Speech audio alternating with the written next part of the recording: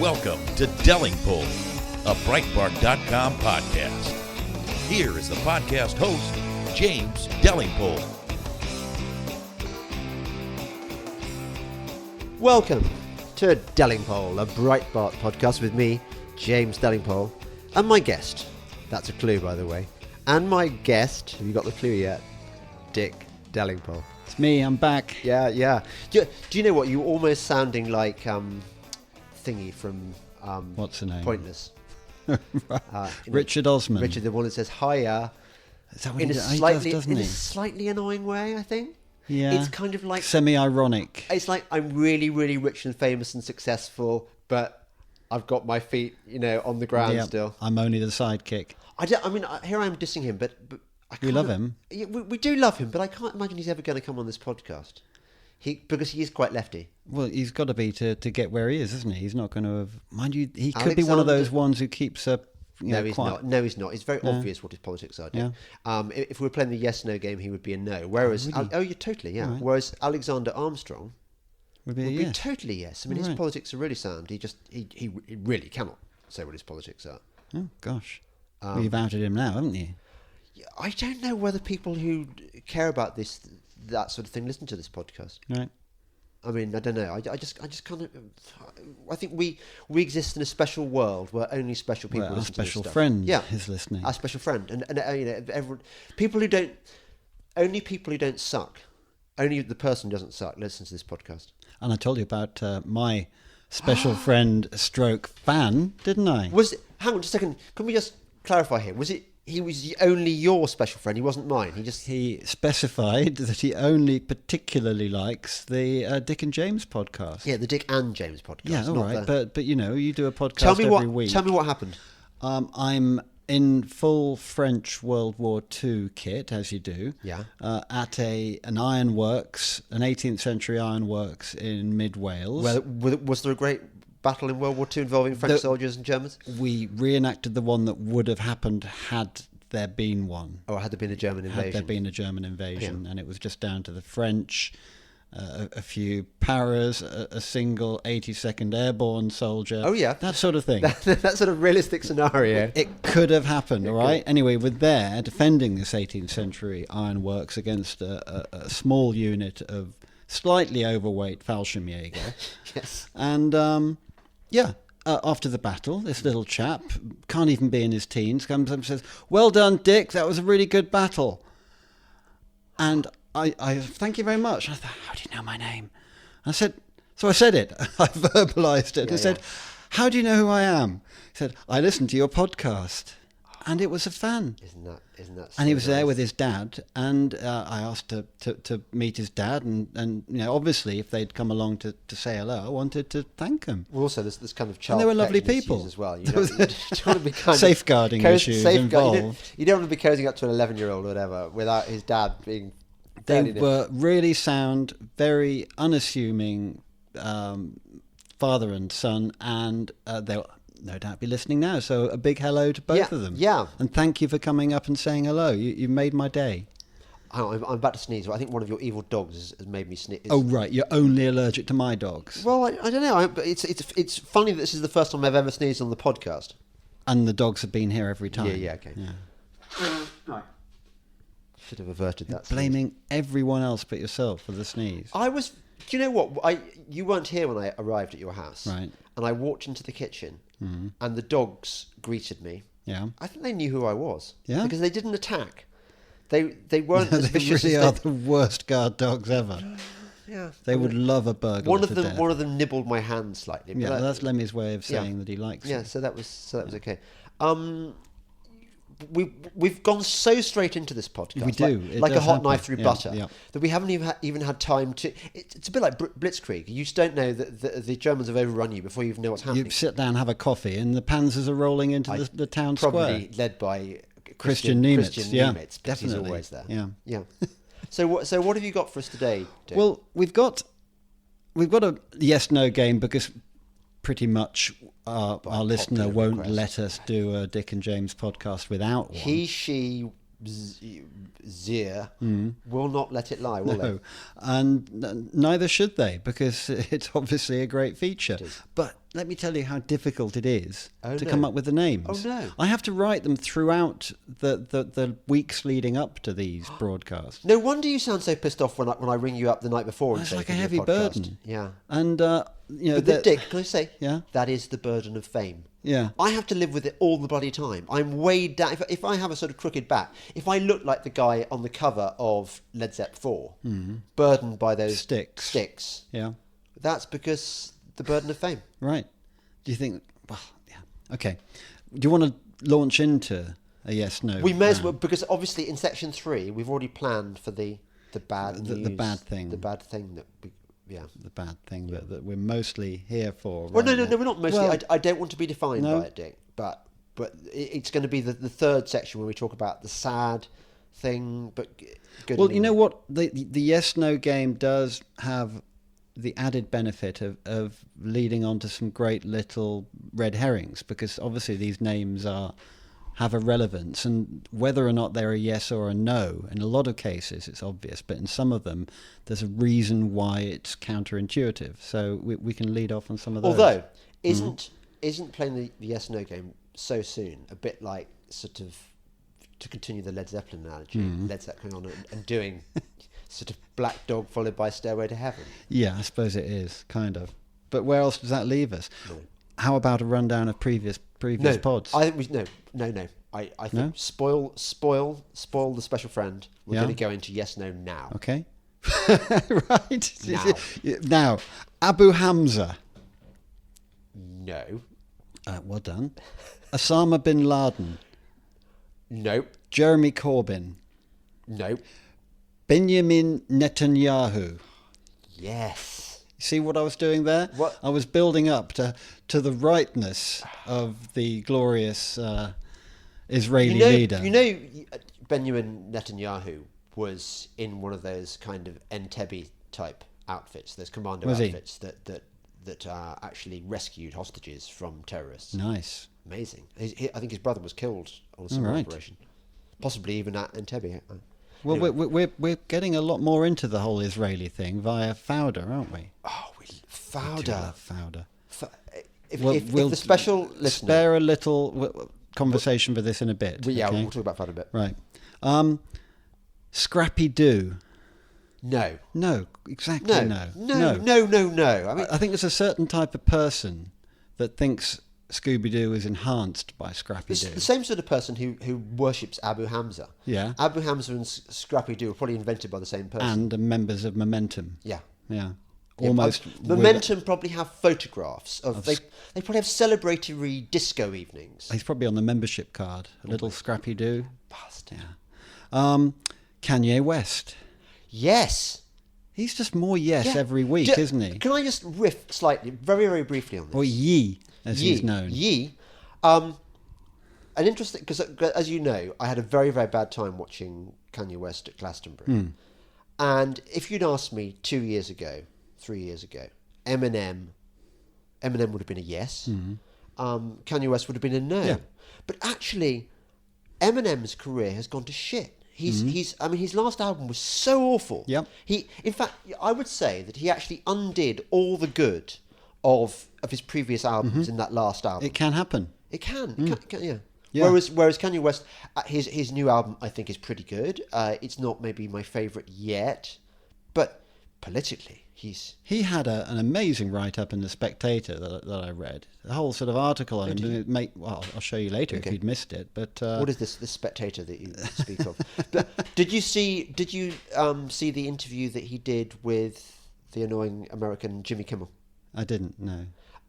He He tried was- to he was take him pretty- no, down. he was Kimmel tried to take Kanye down, and he tried to take Kim Kardashian down.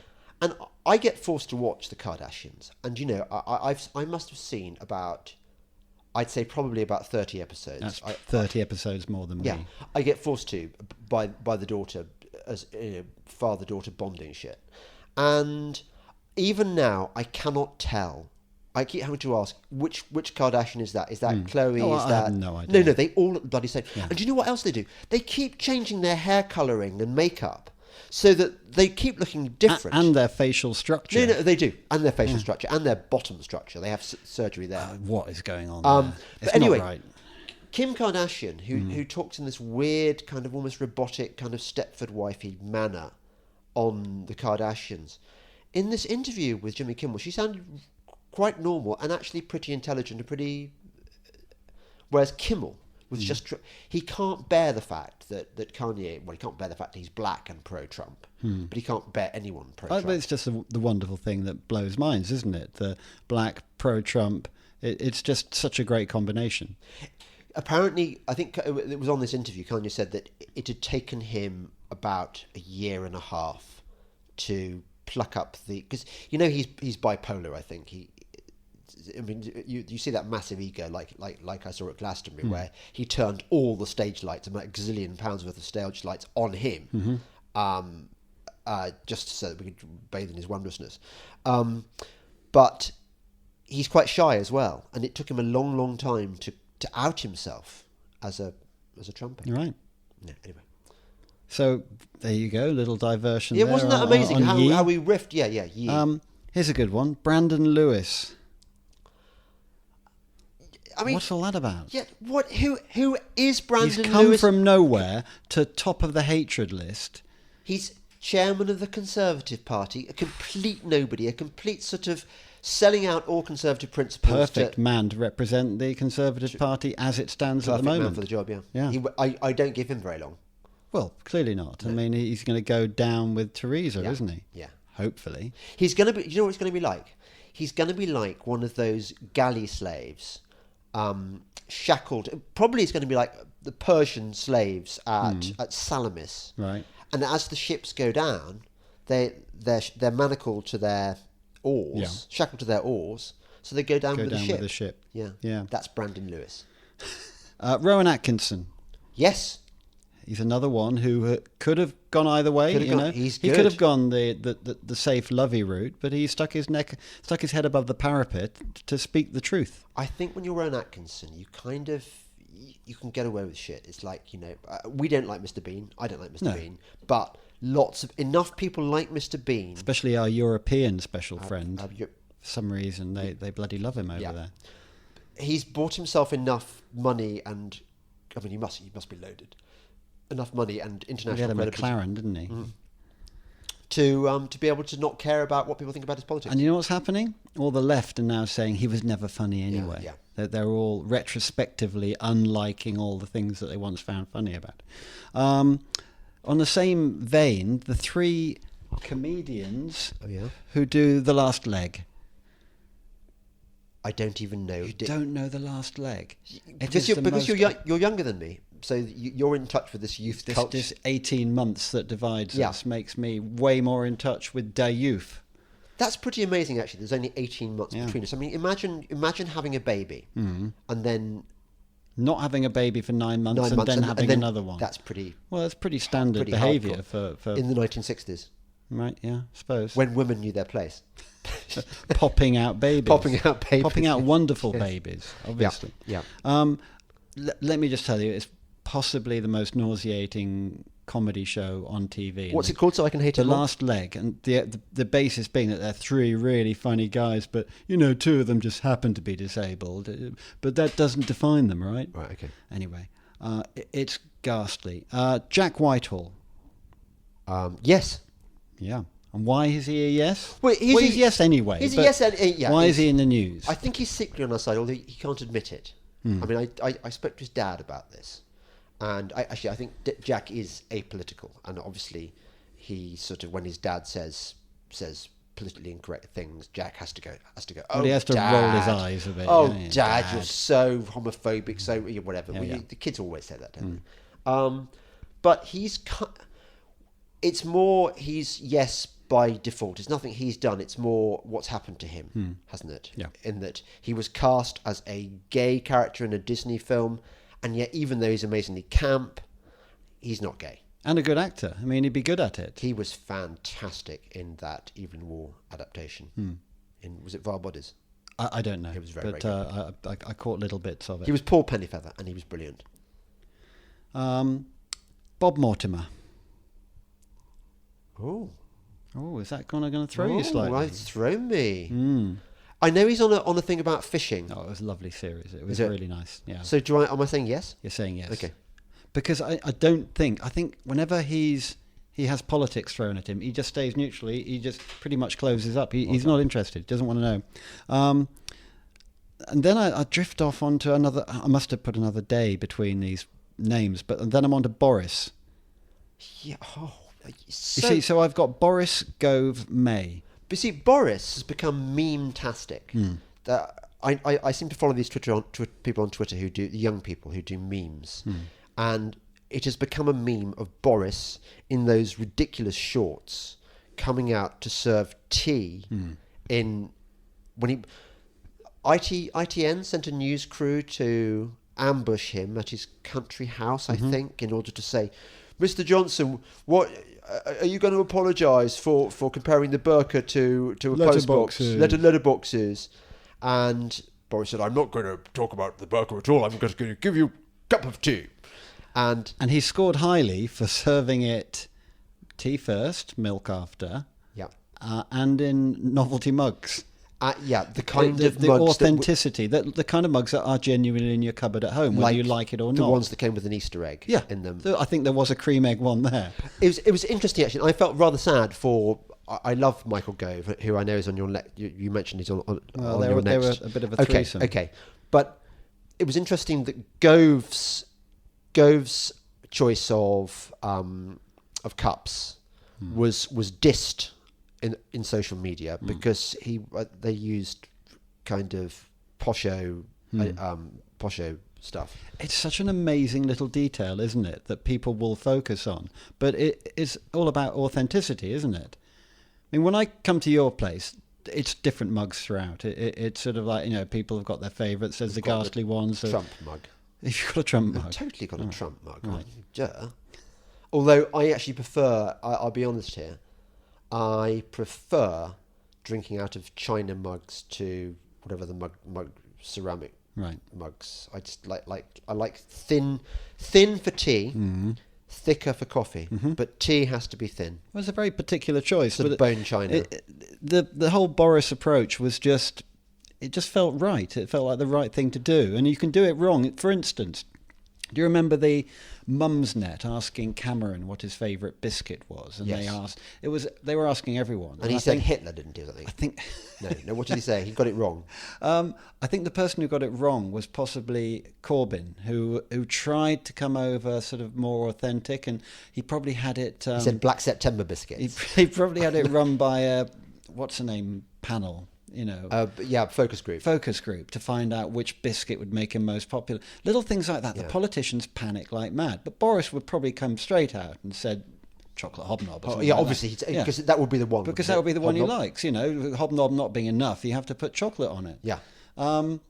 But it's you can tell the politicians that you're going to grow to love by the authenticity of things like mugs and chocolate biscuits. Had you kind of sort of written off Boris until this revival? I still haven't not altogether. Oh, have you? Are you still Boris sceptical? Well, I don't know why the knives aren't completely out for May. I mean, clearly the only hope is Boris right now. Oh, sorry. I misunderstood you. I thought, but I want to see it happen. Yeah, everyone wants to see it happen. What I mean is before Burkagate, before the tea ceremony, which by the way, according to Guido, it had 6 million views. 6 million views, but I'm sure it's had more than that now. But can you imagine 6 million views, just the scene of Boris serving tea on a tray to some reluctant journalists, reluctant but won over journalists. And talk about the story backfiring. That was the mainstream media trying to make Boris look racist and evil, and instead being charmed despite themselves. Corbyn must have been absolutely tearing his shirt. It's just like the whole... They thought they had him, and he made it work for himself. Do you think Corbyn has emotions like tearing his shirt? I think of him as such a sort of puppet creature of the sinister old Wickhamist Seamus Milne. Such a creature of... I don't think of him as real. I suppose not. No, but well, certainly more real than Seamus Milne, isn't he? Do you think he's like Rumpelstiltskin when his name is revealed? Yes, possibly more like that. Okay. But we're talking someone who never really existed in the real world. He's just gone, from politics, from his student politics to seven-bedroom politics. rectory to prep school I suppose so. But to Diane Abbott's tent. But there will be focus. Oh no! Can you imagine? I don't even want to. No, I don't. Just imagine on their motorbike trip. It was on a motorbike. I think so, wasn't it? Oh God, I've really upset you there, haven't I? Now you think that Corbyn can ride a motorbike. No, maybe he can't. Maybe don't do that. Maybe they did it in a Trabant.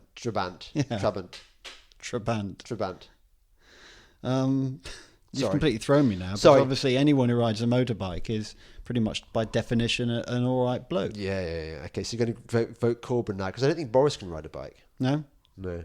We know he can pedal one. I know that's true, but I don't really like bikes, as in the pedal variety. You've done the bike thing in London. I used to do you it. had a I used to do it mountain bike in London. It was the only way I got around because it's the only way of not being killed by. No, actually, it's not really true, is it? I was about to say, I used to love going around on a bike, thinking, okay, I'm going to get run down by a lorry, but at least I'm not going to get blown up on the tube. Yeah. But now you can get mown down by a not jihadist at all. Yeah, not by a Sudanese upset because his dad he came recently. to renew his visa. That was all. As you do. Yeah, and you just mowed down a bunch of thought cyclists. He had to do it at the Houses of Parliament at 7:40 in the morning, as you do when you've.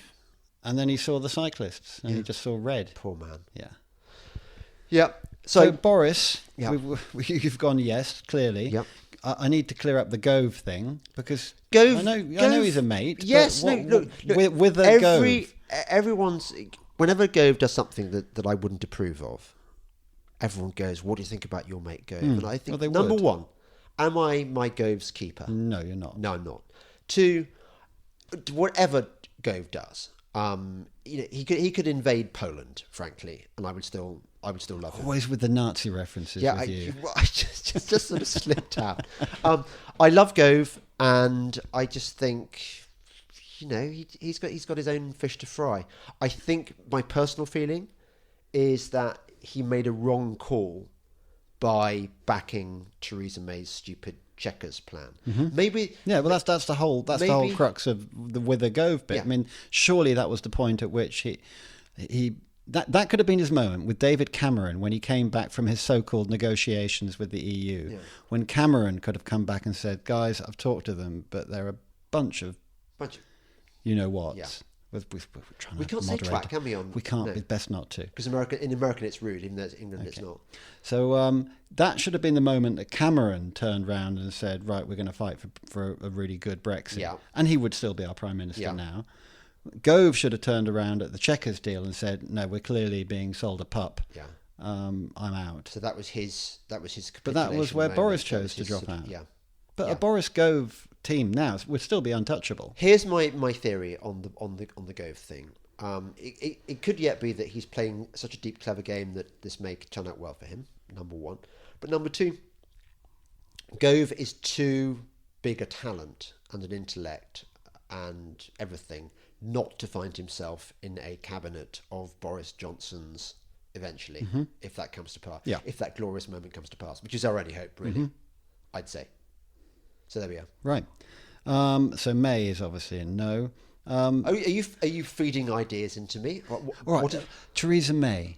Yes. Yes. What? Yes, she's a no. No. Yes, she's a no. Right. Yeah. Ruth Davidson. No. Exactly. No. And this is another thing coming up. It's like somehow she's the great white hope for the Conservative Party. Just because she in Scotland, she's considered a Tory. She's no kind of Tory at all. No. It's just because they're all so far left in Scotland that you just need to be. I mean, ever so slightly right, and Stalin would be considered right wing in Scotland. Great. Dangerously got that right one covered off. Okay. Here's where it gets a little bit interesting. Peter Gabriel. No. Now, why is he a no at the moment? Oh, because we've loved his work in the past, obviously. Yeah, Games Without Frontiers, War Without Tears. Everything in Genesis. Yeah, but a flower. Dun, dun, dun, wonder if you go down So- the willow. Yes, I know. But Dick, the fact that he took lots of drugs and dressed as a flower and fronted Genesis at a time when there wasn't that much else around, and we having been to public school and listened to it in our bed sits.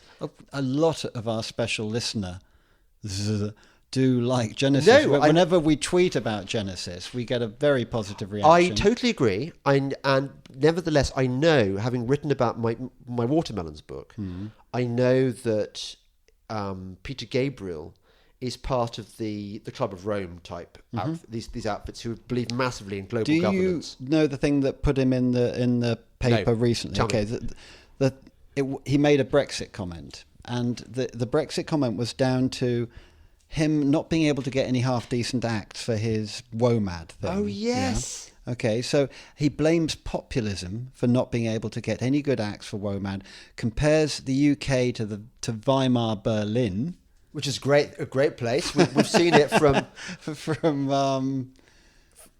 Babylon Berlin. He says it like it's a bad thing. I want Britain to be more like Babylon Berlin. And this was his quote: "Do we really want a white bread Brexiter flatland?" Oh, what a strange thing to say. Because he can't get any good acts for his horrible world music festival. Yeah, because no one likes WOMAD. Who would want to go to WOMAD? I do want to go to the Cropready Folk Festival sometime. Okay, I think there are people. Sign me up for that. Would you do I that? love Should my we go folk. next year? Yes, absolutely. Love me a bit of folk. Exactly, and we're old now. We can do it. We can do it without looking We around. both wear shirts with collars on now. Do you think I have to grow facial hair? No, it wouldn't be good on you. No. Okay. Fine. Anyway, I've got that. You've got that covered. Thank you. Good. So yeah, he's a no. John Lydon. Oh, I'm sort of guessing yes. Yeah, no, he's sound as a pound. Oh, good. He's full on. He winds everyone up. Good. Their favourite punk is a Brexiteer Great. and a populist even. Yeah. Rowan Atkinson. We've done him already, No, but is he on twice? He's double, yes. I've double booked So good Rowan. you named him so twice. So good you named him twice. Emmanuel Macron. I quite like the fact that he's gay. I think it's quite funny. Are you actually allowed to say that? I don't know. Is it, I don't- oh, probably is he not, going to sue? because- What? Because he's shagging his bodyguard? Oh, James. Allegedly. Allegedly. Oh, ho, ho, ho. Yeah. Yeah, it's beautifully scandal-ridden. But, you know, the French presidency always is. Who would have guessed a that mistress this always pint-sized mummy appears. lover was... Would have a male mistress. No, it's just fantastic. Yeah. Matteo Salvini. Oh, I love Matteo. Isn't he great? He's just awesome. I mean, when was the last time you looked across at Italy and said, I could really do with a leader like that? Well, not since the war. not since the Abyssinia crisis. Here's a good one. David Tennant. Lovable Scots actor. I bet he's plays Doctor Who. No, you were just giving me a few hints. What's there, not weren't to you? like about David Tennant? Och, no. He's terrible. He hates us. Terrible. He would man. hate us. He hates us. He would hate us. I saw him in Richard II Yeah. at the RSC. Was he reinterpreting it in a No. socialist fashion? No, it was so good. It was I'd say it's about the best production I've ever seen of Shakespeare. I loved Isn't that it. the tragedy when they're really good but they would hate us? They would hate us. It's sad because if they only but knew it, we're lovely and they would like us really. But Well, I want to they'd never touch get on past this a that. little bit later after we finish off You want this to touch list. cloth? I want to touch on this touchy subject. Okay. 3 more names. Tom Baker. Yes, Yes, surely. of course, Tom yes. Baker. But I had to check him up to make sure he hasn't said anything that might... No, Because remember that when we did Brian Blessed, Yes. and it turns out he was a really shocking no. Yeah. Because he would hate us. It's so awful that. Yeah, but Tom Baker's very much in that league. But Tom Tom Baker. is fantastic, and I was Yes. just reading up on his career, and interesting chap. But he's a yes. He had a comment in his Wikipedia entry. He commenting how much he hated the Tories, but then when Labour got in, he realised how much he hated them as well, which I think in a way puts him firmly in our camp. Yeah. Eric Clanton. Eric Clanton. Do you know who he is? It's not a typo then. It's not a typo. Eric Clanton. Do-do-do-do-do. So, if I was to say bike lock, Oh, Eric Clanton. Yes. He's awful. Terrible Terrible. person. But his case has come up, and he's been given a 3-year suspended sentence. Because wasn't it Berkeley Yeah. justice system? So Yeah. they're all going to be full of Reds. Appalling. He was Antifa. virtually attempted murder. Yeah. Several times over. And he is a professor of ethics.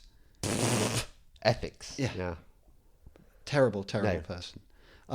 The last one, we mentioned him earlier in the cafe, Mike Ashley. Your sister-in-law's new boss. Oh, yeah. Well, how? I think he's going to be a kind of a Tim Martin character. I better say for us. yes, just because otherwise he might viciously sack. Well, no, I think he's a Tim Martin type character in that he's great for British business. He's an entrepreneur. I don't know. No? We don't go. No? Given Okay. the sensitive Nature of it. nature of this, I think we Could go either way, but he's could go either way. He could go either way. Yeah. Okay. Yeah. Okay. Right. Well, I think. Look. The thing I wanted. Oh, sorry. Okay, Yes. you're going to do a. Yeah, I'm just going to Do a little break. This is a Breitbart podcast with me, James Delingpole, and it's called Delingpole. More in a moment. Breitbart News Daily with Alex Marlowe. Jeannie in Pennsylvania. I think he's gotten away from what we really hired him to do, which is draining the swamp. If you look at the real picture of draining a swamp, you go in and you take all the water out of it. What does it leave? It leaves the gunk. He cannot get rid of the gunk. We have to get rid of the gunk. Everything he's doing, he's lowering the water so we can see who needs to go. The only way they can go is if we vote them out. Breitbart News Daily. Weekdays at 6 a.m. Eastern on Sirius XM Patriot 125. This is Delingpole, a Breitbart.com podcast. Here once again is James Delingpole. Welcome back to Delingpole, a Breitbart podcast, with my guest note, Dick Delingpole. Dick, what have you got lined up for us Well, next? it was the thing about this list of people. Yeah. And more often than not, we're saying they would hate us. They would hate us. Now, this is just a little observation. It might be really bleeding obvious to you or most people. Yeah. But it's a left versus right thing, which we know is essentially being redrawn as libertarian versus authoritarian, because the left-right is more wobbly these days, especially in Brexit times. So I wrote down, we think they're misguided and we tolerate them. Yeah. They think we are evil, so they hate us and want us to die. Yes, So there's this, we don't hate them, they hate us. totally. But it's completely not painted that way. And this has got me thinking with that Eric Clanton thing. Yeah. He, as a professor of ethics, he's thought this out. He's not going to be thick. He's just going to be deeply ethics. He's going to be deeply misguided to the point where he thinks, actually, these people are not just wrong, they are evil and need destroying. So he's got himself Yes. into a state where he thinks it's all right to batter them over the head with a bike lock, potentially killing them.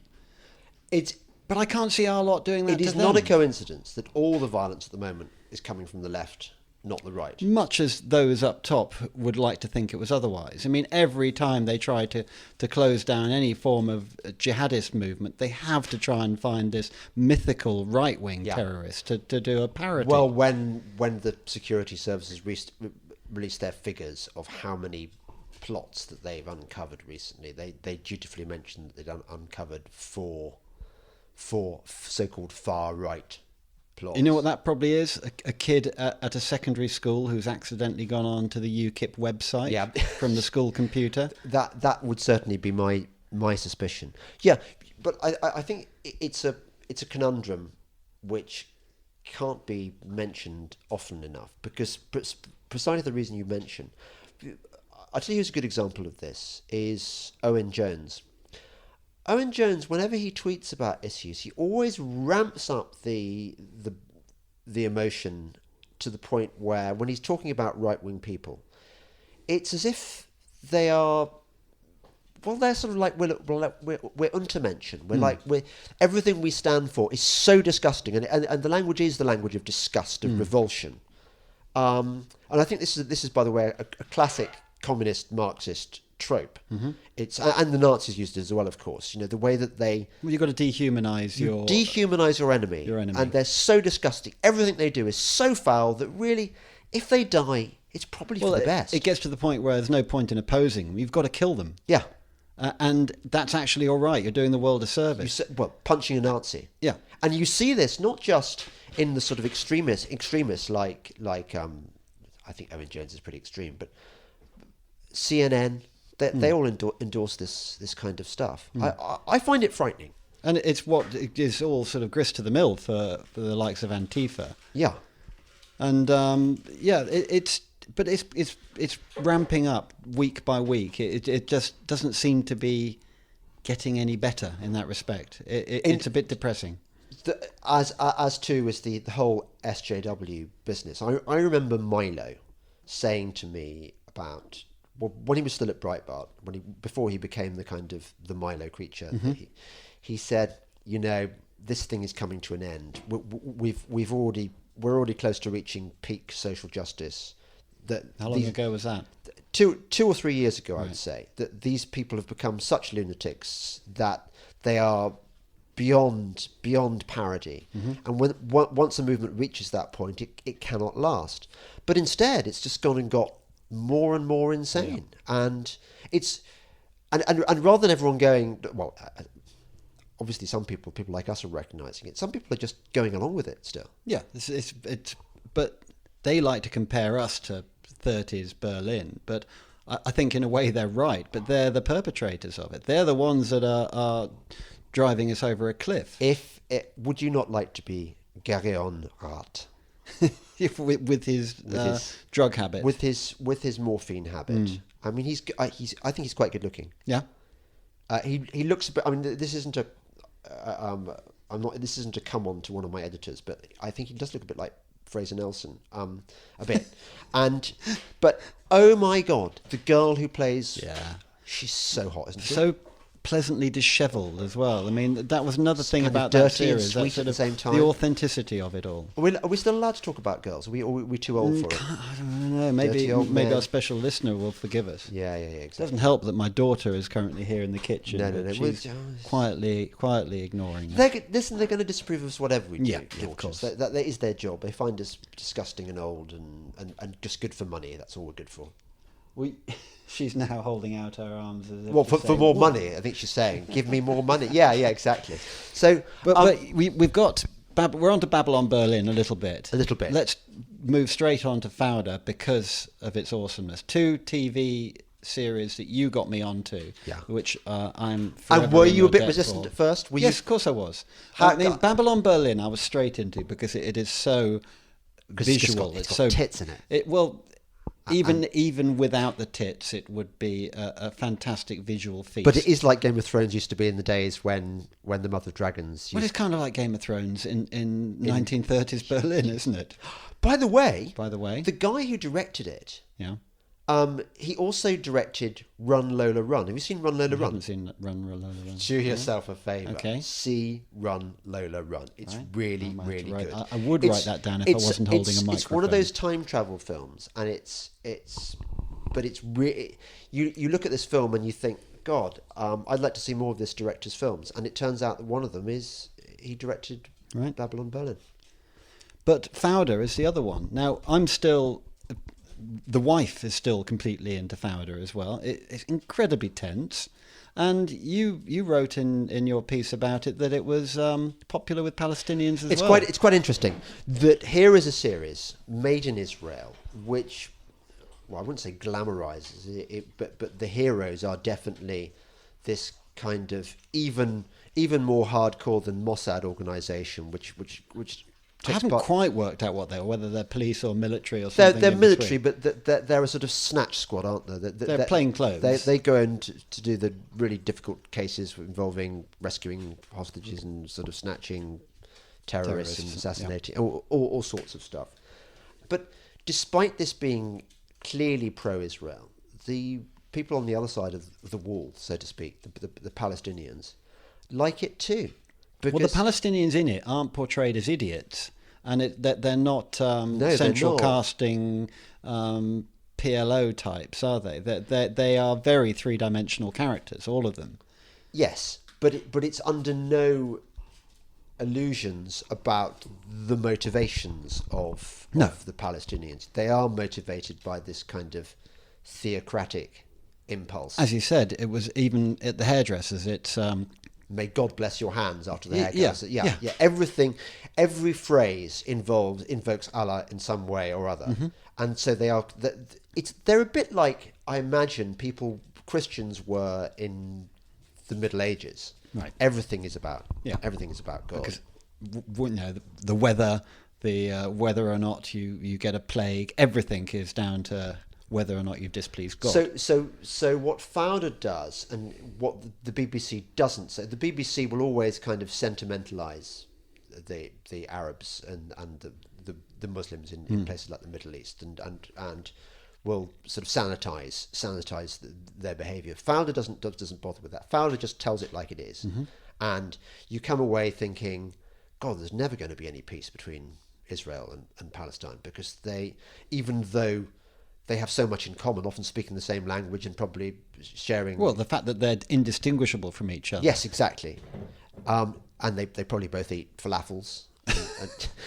But never... And probably like some of the same music. Nevertheless, they have a completely... One is about liberalised Western values, and the other one is about sort of Islamic death cult. Well, funnily enough, the first question in my new patented racism test involves Fowler. Okay. Would you like to sit my racism test? I hope I'm not going to emerge as a racist. I don't think you will. I think it's if you're honest with the answers, right, you probably come out all right. Okay, so it's 4 questions. A simple sort of binary choice with each one. Right. You're watching Fowler. Yeah. Are you rooting for the brave Palestinian freedom fighters or the evil, duplicitous Israelis? It's got to be the evil, duplicitous Israelis. Oh dear. Yeah. Let's just see how the rest of the quiz goes, all right? Yeah. You told me I was going to do okay. I thought you would, but you told me to be honest. Yeah, okay, well, go. Try and be more honest with the other answers. Honest. Right, for reasons unknown, you find yourself in Peckham. Walking towards you on the pavement are 5 intimidating-looking black youths. Yeah. Do you A, pretend you've just seen your favourite shop on the other side of the road and cross through busy traffic? Or B, go up to the youths, attempt to high-five them, and then go on to explain how ashamed you are about that whole slavery thing? Well, do you know what, actually? Yeah?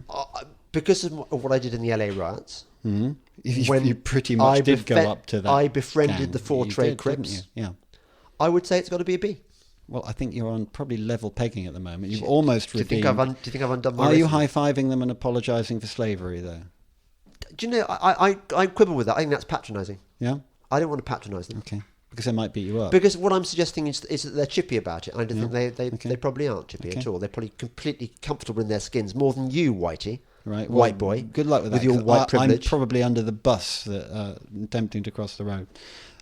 It's the World Cup. What is your attitude to games in which your country are playing? Yeah. Is it A, I don't mind as long as the best team wins and everyone has a lovely time? Yeah. Or B, you hope that your country wins? Oh, that's very tricky. You can see where this is going, can't you? Yeah.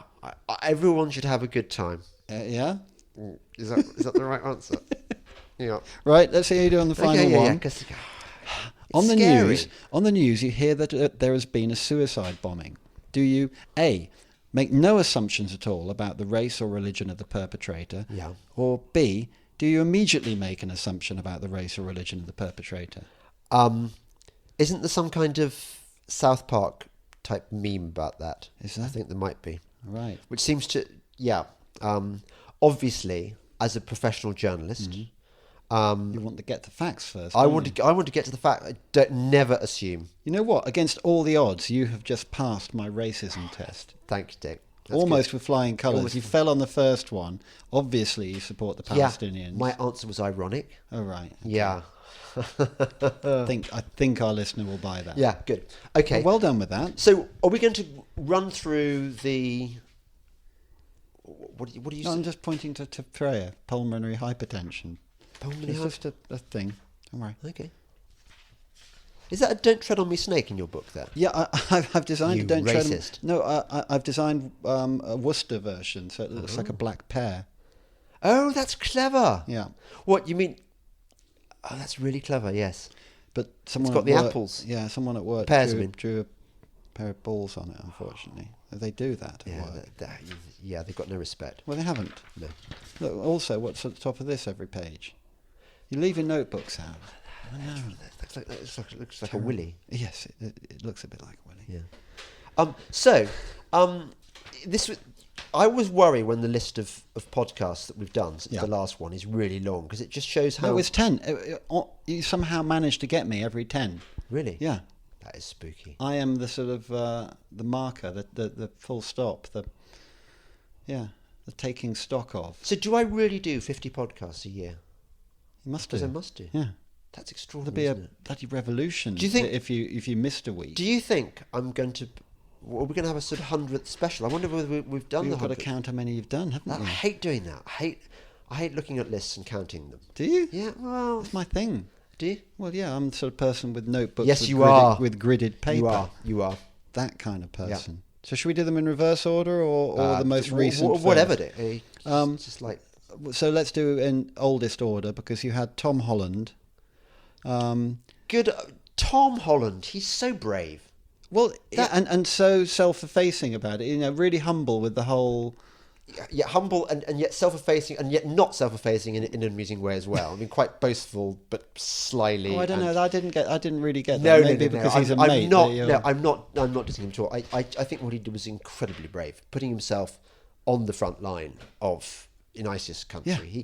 He could so easily have been snatched, Yeah. and it would have been head off. Head time. off, yeah. I love the poo story. What's the poo story? Oh, yeah, where he He went wants to go and have a poo and climb over all these grisly soldiers lying in the next room to go and find the latrine, which is just a hole in the ground, and Yeah, no, he's hot liquid poo all over his feet. he's a good man, Tom. He is. Love a good poo story though. Very A good. lot of your other guy who'd done It's similar. Sean thing, Langan. Yeah, had similar sort of. Do you think we should put a poo anecdote in every podcast? Do you think somehow we could shoehorn one in? Jacob Rees-Mogg. Yes. Finally, Jacob, do you have any good poo stories? Jacob said he's going to do another podcast Yeah? with me. He agreed. Wow. So, yeah. Fantastic. Sarah Vine, obviously another friend of yours. Yeah, Sarah was fantastic as well. And I'm not just saying that. And she she's a didn't friend. do the holding back because, She doesn't. She doesn't. She gets One a of the- lot of stick. One of though. the many ways I respect and love Sarah Vine, is that she could go, well, I'm the wife of Michael Gove, and therefore I have to be on my best behaviour, really discreet, and not offer my forthright opinions because somehow. No, she's not having any of that. No. No. Well, it comes across as a She's just normal. And in fact, you know how wives often are the malign influence on people's politics because women tend to be more lefty. They tend to be, you get the right-wing husband and the wife tends to be... No, it must be your metropolitan set that are like that. I don't know. Well, I'm just trying to think of some examples, actually. I mean, I don't think my wife's particularly left-wing, but one does get lefty wives. Yeah, I do. I just think Sarah is pretty robust. She doesn't buy any of this kind of Cameronista shit. No, she's good. Yeah. Which is why she's got her own job in her own right and her own You column see, with her David own Cameron opinions. really and- hates the Goves. Yeah. Really. Well, Apparently, it's going in the biography, Yeah, isn't it? How he's the one he hates, and Yeah. Boris he can forgive, but never Gove. But so that's to their credit, you know. Then we had Chloe Westley, Chloe. Australian. Chloe. All about the horror of Chloe PC. is not just sound and beautiful and young, but she doesn't do. She's one of that rare kind of attractive young woman who doesn't give you that kind of you're so old, you're disgusting. She's just completely normal. Yeah. And it's great that I love that. The thing that impresses me She about doesn't make her, you feel like a dirty old man, is what I'm saying. also, if you voice an opinion that she disagrees with, she's straight out with it. You know, you mentioned something about the whole you were mocking midnight oil, and she came back and said, no, that was the thing at the time. You know, the whole. I had to backtrack quickly because I didn't know enough about it. Yes, but you know, it's good that your guests will do that. that they're not frightened of me. Or intimidated. Yes. I suppose it's the same thing. Sven Hughes, he was Sven. a psyops specialist. Sven, my for new our friend, listener who might have. Sven's now got his own podcast. Oh right. Yeah, Okay. and I worry. Yeah, I mean, he's keen. Right. Sven's one. He's apart from being a psyops specialist, he's got that kind of drive that entrepreneurial That types you have. completely lack. yeah, exactly. More of which later, Yes, I suppose. Yeah. yes. Then there was your doctor friend whistleblowing on the horrors was great, of the wasn't he? NHS. Good value, yeah. It's I nice can't- to get the what inside What line. was his pseudonym? Was it Doctor Death? Death? No, I he don't was know. great. Yeah. Yeah. Kate Andrews, Christian.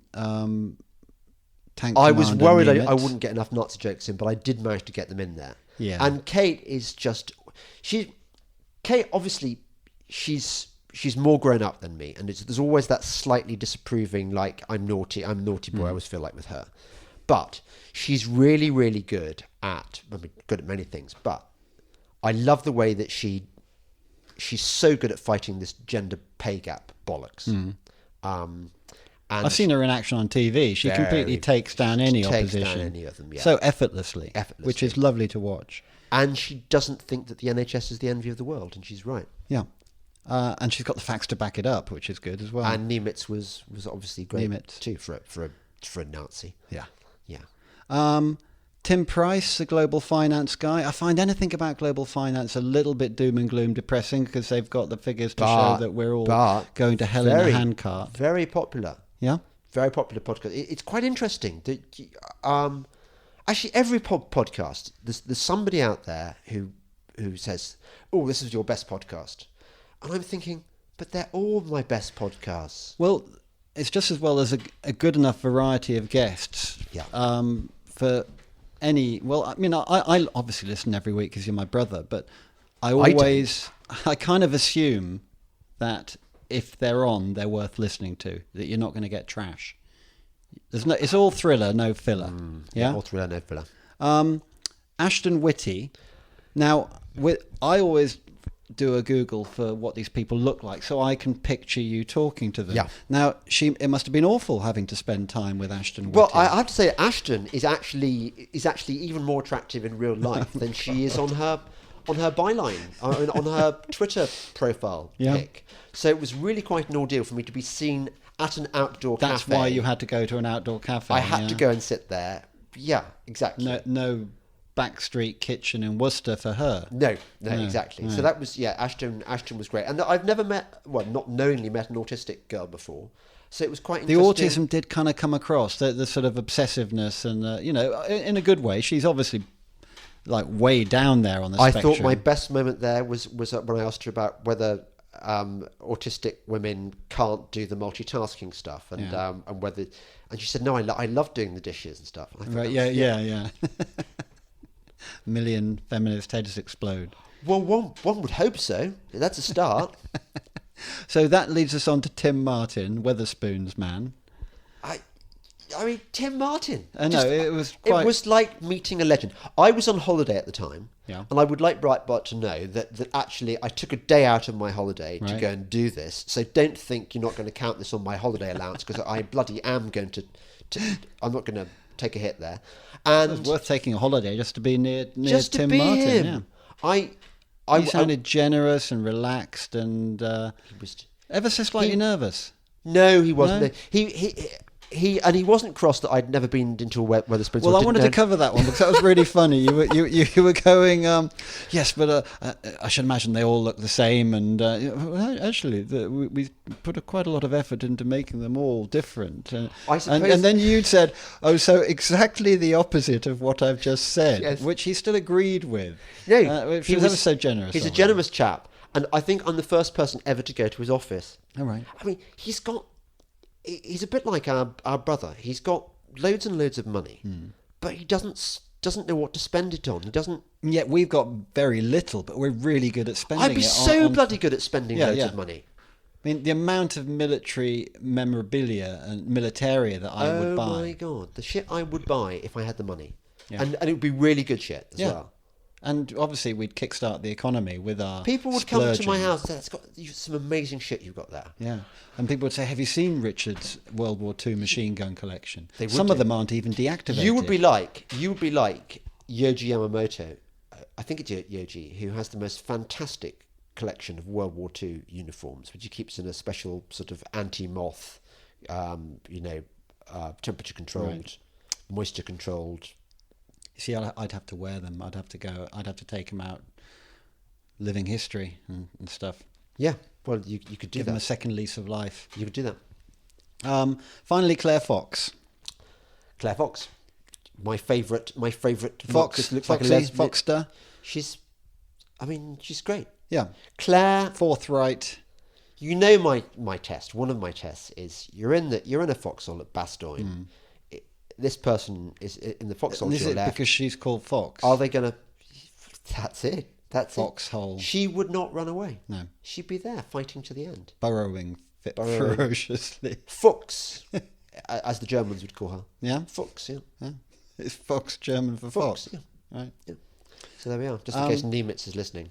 So that's the catch up. That's the last 10. So there we pods. are. So now we can now move to where I round this off. I'm trying to remember my code phrase. This is a Breitbart podcast called Delingpole with me, James Delingpole, and my guest, Dick Delingpole. More in a moment. A sad bit coming up. Breitbart News Tonight with Joel Pollack and Rebecca Mansour. A lot of people not knowing what action they could or should take to make the difference. What I do is try to turn people on to sites like Breitbart, people who are writing and publishing the truth so that people will get educated. But, you kind of can't blame productive members of society who are kind of confused, perplexed as to what do we do to take this government back. Sirius XM Patriot Channel 125.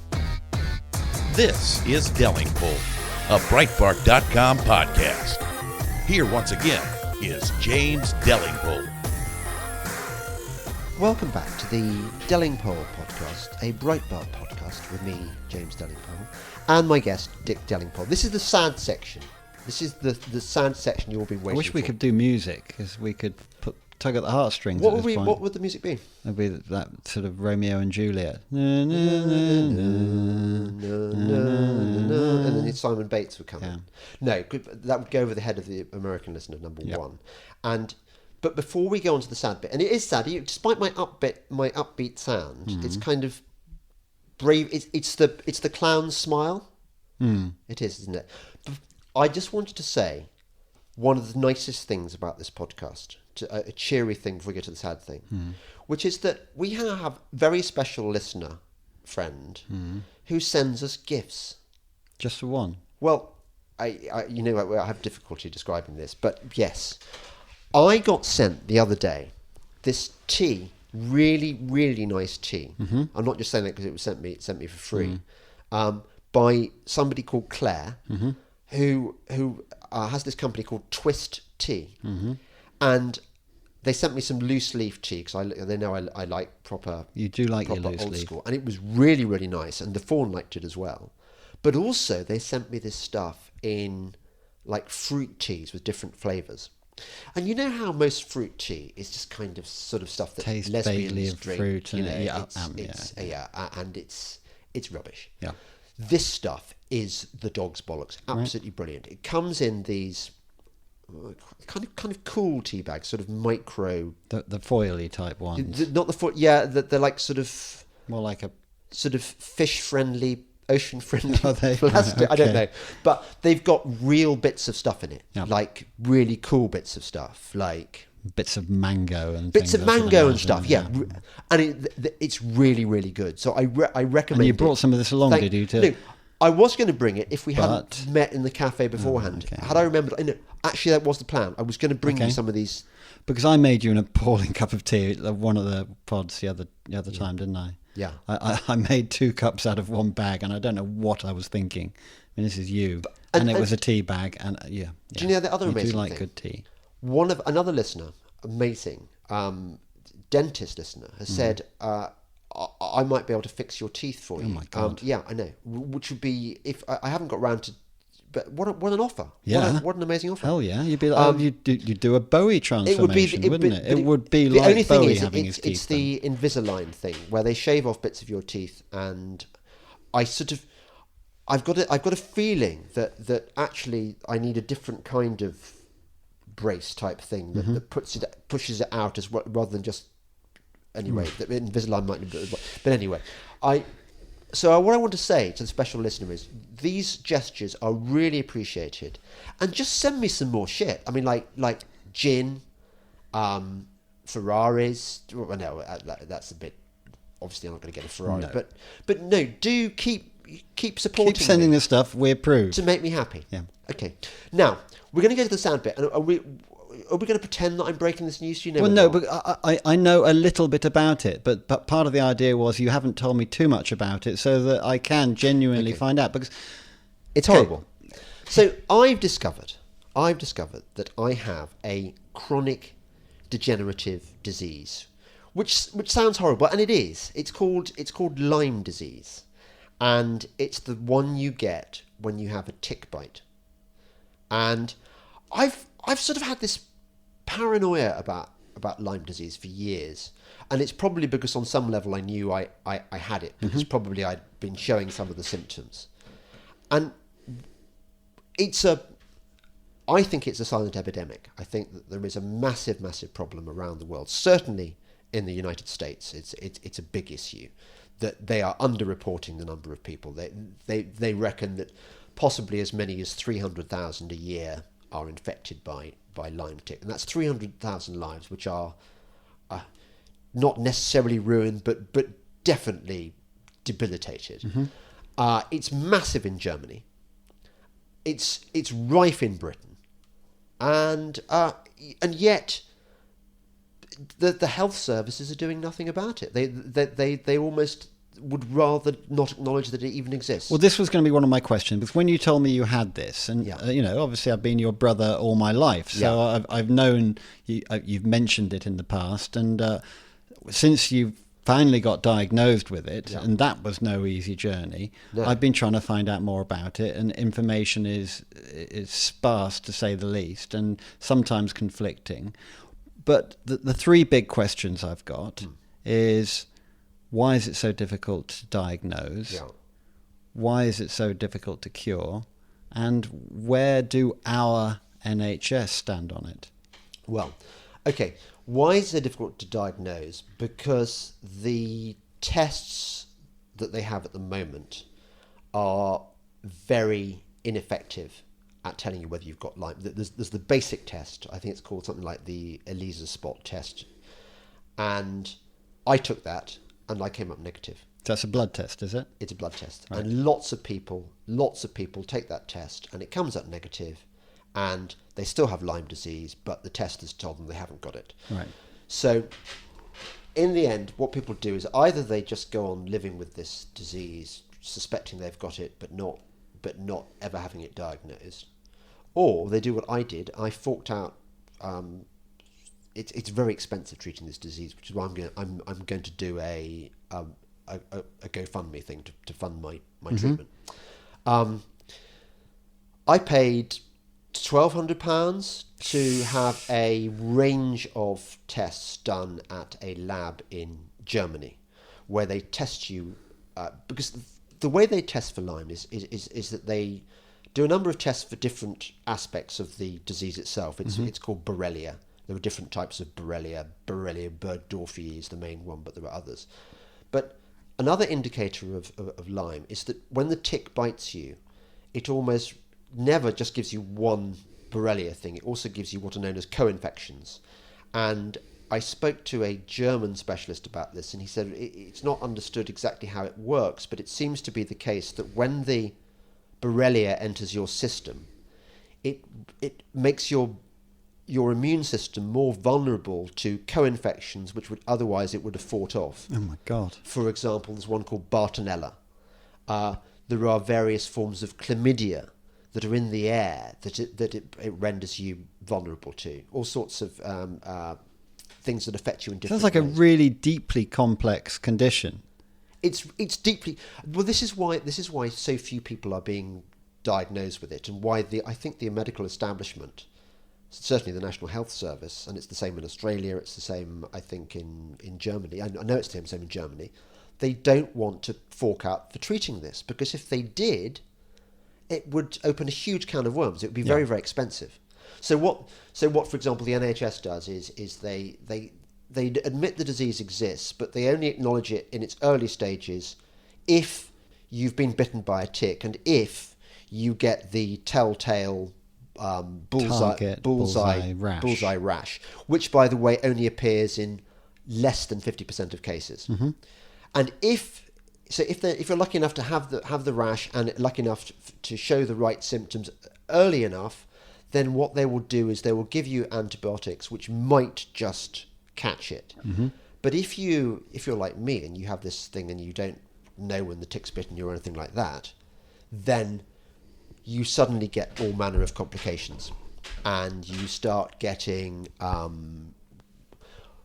something I would call, people who know about Lyme disease, called chronic Lyme, but which the experts, the medical establishment, say doesn't exist. Right. So this is where the difficulties occur, because they won't acknowledge it even exists, so they don't have to treat it. Yeah. So, because I don't want to sort of bore people by banging on about like my health problem, but at the same time, I think people need to know what I've been going through, and because now I've discovered that I've got Lyme disease, and I know it has semi-ruined my life, and I've always wondered what it was that's semi-ruining my life, and now I know.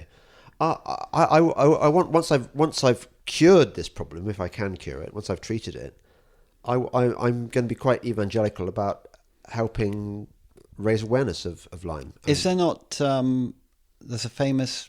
Is it the owner of Carphone Warehouse? John like Caldwell, and I'm definitely going to be speaking to him. Well, I'm doing a piece about it for the Mail, and I interviewed him for that. He wasn't immediately up for doing a podcast. Maybe he will one day. But yeah, he had it, and 11 out of 12 members of his family had it.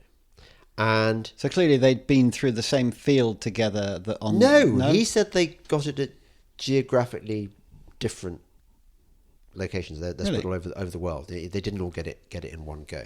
But I mentioned earlier that there are people who think that chronic Lyme, i.e. late stage Lyme, after it's embedded in your system, doesn't exist. And really quite high up people. I've had one of the more disappointing things I've had when I sort of mentioned on Facebook, as you do, you announce I've got this terrible new disease, and Americans always send their God's hopes and prayers, thoughts and prayers, all that sort of stuff. English people always make sort of bad jokes or inappropriate things. Everyone deals with it in their way. And one friend said, "Yes, I know a very senior professor in the NHS, and he doesn't believe that chronic Lyme exists." And I'm thinking, well, actually, I've got it. I know that I've got it. I've had the blood tests that prove it, and also I've got the symptoms of chronic Lyme. And when it takes on different form, when later on you start getting things like the symptoms of arthritis, and of course, when you complain about this, people say, "Oh yeah, but you're not getting any younger, are you?" And it is one of the most annoying things about Lyme, that everyone has always got an explanation as to why it is that you haven't got anything wrong with you, that this is a normal part of the aging process. I get brain freeze. I get. Everyone's an expert. Everyone's an expert. And also, interestingly, I think we now live in a culture where everything is treated as if it's in the mind. That you, on the one hand, it's good. This understanding that yes, you can have a lot of control over your health by having a positive attitude. On the other hand, what it means is that when you've got a genuine physiological condition, people still think it's all in your mind. You get depressed, you get anxiety attacks. One of the areas where Lyme has completely screwed over my life is, you remember that time a few years ago when I sort of admit it now, I basically had a nervous breakdown. When I was living in London, I had the most terrible panic attacks. I thought I was having a heart attack, and it got me into unimaginable financial trouble because I made some very, very, very bad decisions. But what Lyme did was made a bad situation worse. And I remember thinking at the time when this was happening, I was thinking, I'm going mad, and I really shouldn't be trusted to make any important decisions. Please, someone help me. But I didn't know who to go to, because the doctors weren't sort of saying, well, you're mad. And to outward appearances, I was the same me. Mm-hmm. And yet I had this disease which attacks the nervous system and the brain, and does all the things that mental disease is supposed to do to you, except this was a virus. A virus. Actually, it's a bacteria. Is it right? Okay. I was going to ask. Yeah. One or the well, other, isn't the it? problem is that when you get Lyme, you get bacteria and viruses in your system, and they play tag, and they completely, they mess you up totally.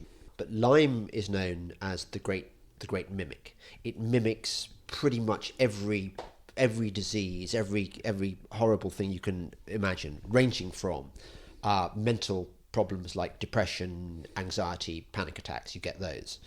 You also get the symptoms often confused with MS. People think that you've got multiple sclerosis. Mm-hmm. ME as well, the tiredness bit. Well, that's one of the biggies. That just as ME or chronic fatigue syndrome is often considered by the medical establishment to be a kind of yuppie flu, a kind of psychosomatic thing, an invented disorder thing. So the medical establishment has this problem with Lyme. They just there are still swathes of it, senior professors and stuff, who say that it isn't a problem, and yet there are studies, particularly from America now. There are enough studies of Lyme to show that yes, it is a thing. Yes, it does reach a chronic stage when it does do this and that. I think from the research I've done, and you have to go searching online for this stuff, I think it is curable, and I'm going to go and see various people. I mean, I'm going to go to Germany soon with a company called Infusio, and these were the people who treated when Kelly Osbourne got Lyme disease. Right, I didn't know she had it. Yeah, loads and loads of people, famous people, have had Lyme disease. I don't know why it is. Maybe it's because they go outdoors, go to exotic locations or whatever. Although anyone can get it now. It is rife around the world. But it's very, very hard. It's very hard to treat. Right. And I'm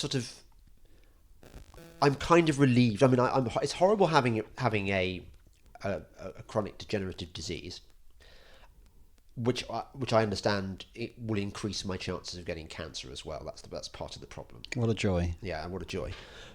But at the same time, when you've had your life not completely ruined, just semi-ruined by health problems for years, and you've been to the doctor, and the doctor probably quietly thinks you're a hypochondriac and can do nothing to help you, it's really quite a relief to know that actually you have got something real and to be able to seek a cure. Mm-hmm. But everyone who knows about Lyme tells me it's an absolute bastard to deal with, and so and also very expensive, which is why I'm launching a GoFundMe, and I'm hoping people will support me, not out of oh poor James pity, but more in the way of, like, we like the stuff you do, James, and we want you to be fighting the fight on all cylinders.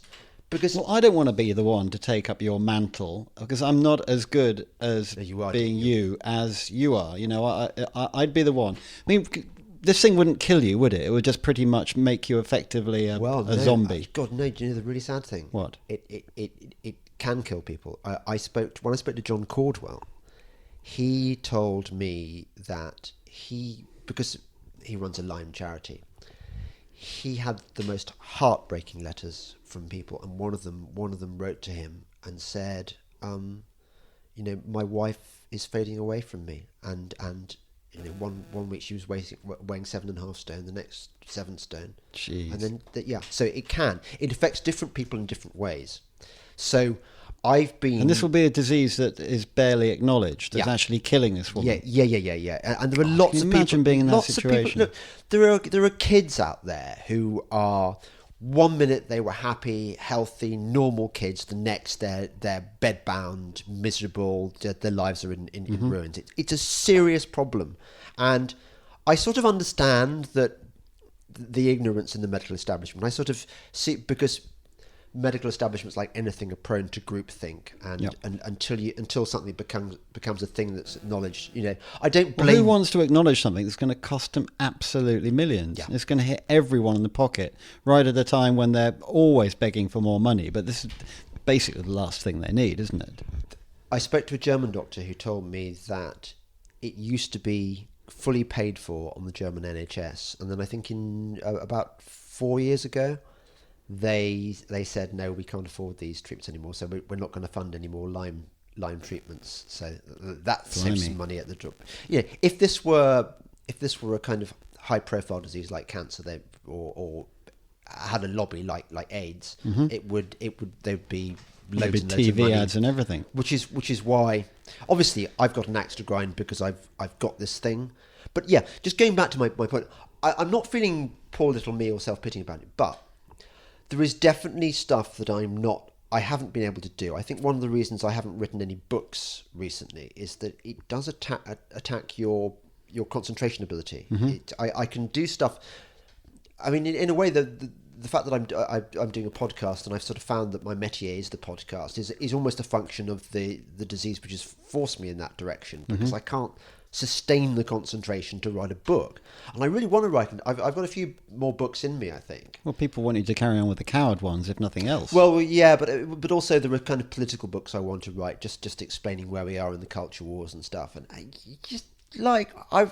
I feel that I've got a lot more stuff to do. And also, apart from anything else, wife and kids have not known me be well for a long, long time, and you haven't known me well for, I don't know how long I've had this, but quite a while, and it is debilitating, and it is weird when these symptoms come and go, and you can't really control them. I mean, great work excuse. I mean, I've told Breitbart I've got this thing, and when I'm flaky, it's the perfect. Well, you've had problems going up for interviews and doing BBC shows and things, haven't you? Where you've barely been functioning. One of the problems, and this is and you've still had to do them. So many weird things happen. One of the side effects of Lyme is that you get particularly subject to hyperglycemia, and it seems Well, our dear listener will have witnessed that during our podcast. You needing your something sweet. Although sugar, apparently, I'm supposed to give up sugar because apparently it's bad for the immune system or something. You have to change your diet.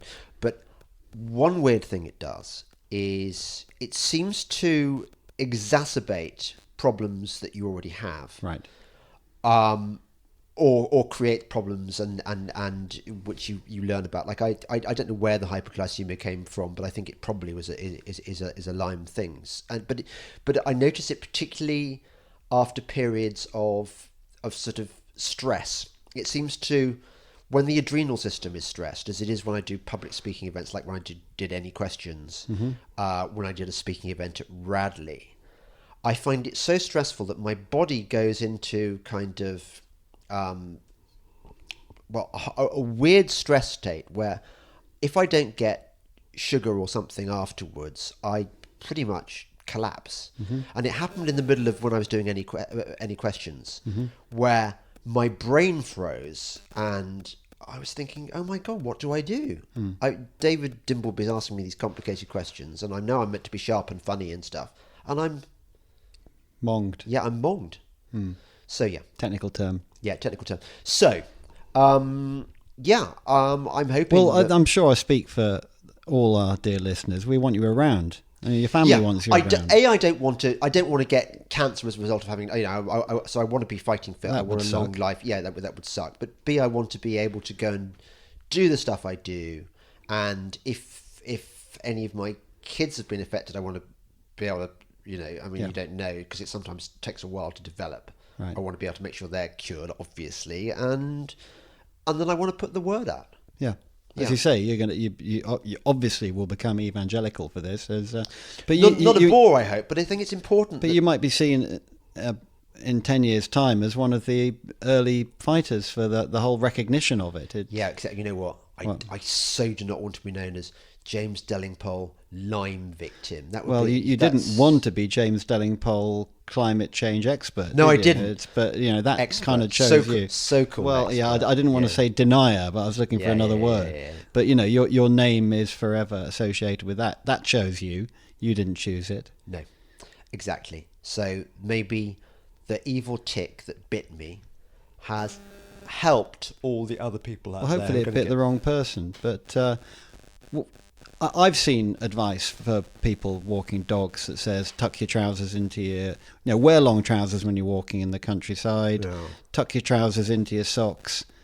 Check for ticks after a walk. I mean, is this sensible advice, or is it not even the kind of tick we're talking about? I can't really see how... if you took all the precautions you need to take in order not to get bitten by these ticks, you'd stay at home. Yeah. Yeah, I mean, you can get them, I think, in Richmond Park in London, from the deer. So, look, are they associated with deer, or is it sheep, or is it all animals? I'm not sure. I have to do more research, but I've got Lyme, and I probably, if I got bitten again, it would probably make it worse. But when I go for a jog every morning through the ankle length grass and what have you, whatever, I still wear short trousers. And by the way, I'm lucky to be able to go for a jog. I mean, some Lyme victims can't take any exercise at all. One of the reasons I just sort of became aware that I've got it is I tried to get fit, like as fit as you are, to do park run and things, and I found I could never attain the level of fitness. I kept getting wiped out by it, and that's another thing that bothers me. Whether I'm going to be able to take, exercise. I don't want to become this invalid. No. Not ready for that yet. No, I'm not ready for that. I'm really not. No, I'm really not. And also, I don't want brain damage to have been done, which it might have been by the long-term effects of which is a piss. So, what will this treatment involve? You're booked in for something already. Yeah, I am. Yeah. Well, I want to talk about that more in another episode because I think it could be quite interesting. So I know nothing about this bit now. I mean, there's... I'll save that for another time. Right. But we'll see how it goes. But this is going to clear you out though, financially and your virally. Because I can't afford it. I've got no money. Because actually, ironically, one of the reasons I've got no money is because of the. What happened when you had it.